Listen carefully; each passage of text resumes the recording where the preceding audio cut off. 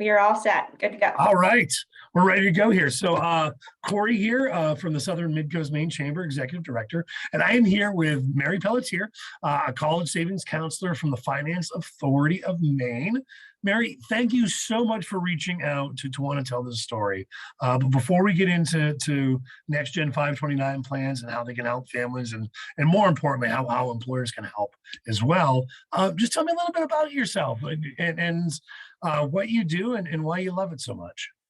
Yeah, I'd love to. Thank you, Corey. So like you said, my name is Maire, and I'm actually new to FAME. My position is new. This is a new initiative that FAME is starting to really get employers and the public more aware and more on board with Next Gen 529 and just really get people thinking about college savings.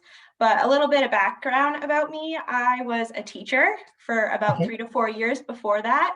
I taught preschool age kids and I taught middle school and high school. So I've seen it all. I've worked with a lot of different families, and it's really a rewarding experience, and I loved working with the kids, and I'm excited to work with families now in a new way and really inspire these families to think about higher ed and their children's futures and work towards that. For sure. No, absolutely. I know we have a 7-month-old. And so this is something that became very top of mind for us too. So it's great. Yeah, it's never too early to start thinking about it. And that's really FAME's philosophy around it. So, good for you thinking about it early. Well, that's great too. I mean, it's such a great point. It's like with any kind of investing, like the sooner you start, the less it's going to be, all at once, and the more you can spread it out, which is awesome. So let's just start at the beginning. What is Next Gen 529 and how can it help families pay for college? So Next Gen 529 is Maine's Section 529 savings plan for higher ed, and it's an investment plan. The earnings are tax-free when they're used for qualified higher ed expenses, and that can look like a lot of things. So it could be tuition, room and board for a 4-year university, or it could be for an associate's degree at a community college, or it can even be for trade school programs. In addition to that, beyond the tuition expenses, you can also use 529 funds for books and other supplies, even computers, as long as it's all going towards higher ed. And it's under the qualified requirements that are written out for 529s. Sure. Well, that's great. I didn't know about the trade school. I mean, obviously, that's something you'd be hearing a lot about how those career paths are needing an infusion of talent. So that's great. So how can a Next Gen 529 account kind of contribute to financial wellness? Sure. So as you probably know, since you have a young baby, college is expensive and it's only getting more expensive. And families are stressed about it, and they're stressed about it early. So it's important to start thinking about that as soon as you can, and maybe start contributing as soon as you can, just to lessen the load so that you're not carrying that burden on your back all the time. We talk a lot about at FAME conversations that could be happening at the dinner table, and some families might not see a future for their kids or even for themselves because you can use a 529 at any age, that college is just not an option. And these kids could be hearing that college is not an option because their family can't afford it. But FAME is trying to change that mindset and get people thinking about how small contributions can build up over time and maybe become a possibility for these kids' futures or for themselves once they put in the work and put in those savings. That's great. So tie this together for me. Why is financial wellness for employees relevant to employers? Yeah, absolutely. So some statistics here for you. In 2020, PwC did a survey and they did some studies on financial wellness and financial stress, really, because a lot of people right now are living paycheck to paycheck. A lot of people in Maine living paycheck to paycheck.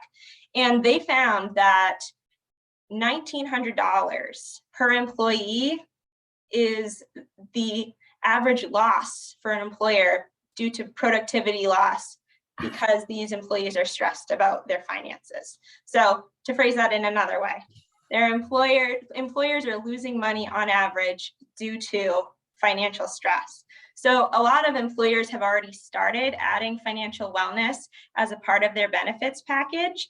And college savings is a part of that. College savings is a huge expense. So adding in college savings benefits to your wellness package, whether it's offering payroll deduction to a 529 or offering just education about how to save for college and what the options are out there, this is going to help an employer's bottom line because it's going to take the load off the employees' back when they're stressed about money. And in turn, they're not going to be losing that productivity. And also, in addition, what are two major things that employers are worried about right now? Retention and recruitment. Right. So, if you are worried about your finances at work, you could very well be looking for another job, thinking you could find something for more money out there so that you're not as stressed about your finances.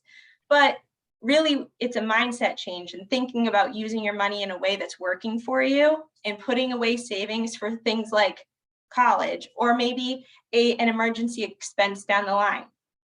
So we really want to help employers use financial wellness as a tool to support their employees, to keep them longer, make them better employees, and also entice new ones. Because if you have this benefits package that's really robust, you can promote that and use that as a tool as leverage to bring in high quality candidates. That's so on point with a lot of the conversations I'm having right now, and just trying to express to employers that some of these things might not seem like typical things that you normally would have had in the past, but the labor is at a point where if you've got competitors that are offering these sorts of benefits, it's incumbent that you have them or you start them to differentiate yourself from everybody else so that you can get those employees.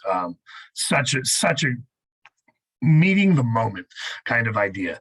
So how can college savings counselors like yourself support employers who want to promote Next Gen 529 to their employees? So I have a lot of things I can offer.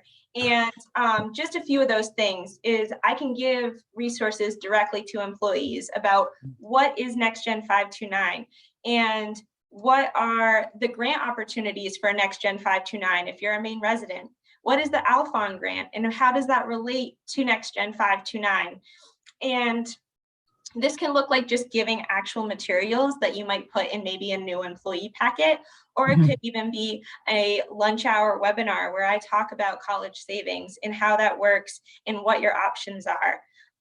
In addition to that, we can also help promote payroll deduction to make saving in a 529 account easier for employees because if there's a lot of paperwork and a lot of extra steps involved, that's just one more thing on your plate in a busy day. So if you can do that at work and get it done in an easy, streamlined way, you're more likely to do it. And there's a lot of other things that I can do with employers. I really like to talk to them one-on-one and work out a plan that's going to fit their needs best. But what I will say, and I think it's important to note, is I'm not a salesperson. I'm not a financial advisor. So what I can't do is I can't give one-on-one financial advice to an employee. I can provide resources and education so that they know what their options are, but I would never tell them how to use their money. That's their financial advisor, and they would work that out. You simply display the option that is available for this. I know there's so many more ways we could go with this and dig into, and I think it's probably best, we'll give your contact information at the end so people can contact you directly. But one of the things you said really stuck out to me, which was this Alfond Grant that I think a lot of people know about. So how is Next Gen 529 kind of related to the Alfond Grant? Yes. So thank you for asking me, because there is some confusion that's out there about the Alfond Grant and Next Gen 529 and if they're the same, if they're different. And I definitely want to clear up any misconceptions. So Next Gen 529 is separate from the Alfond Grant, but we work together in a lot of different ways. So Okay. FAME, Financial Authority of Maine, administers the Alfond Grant on behalf of the Alfond Scholarship Foundation.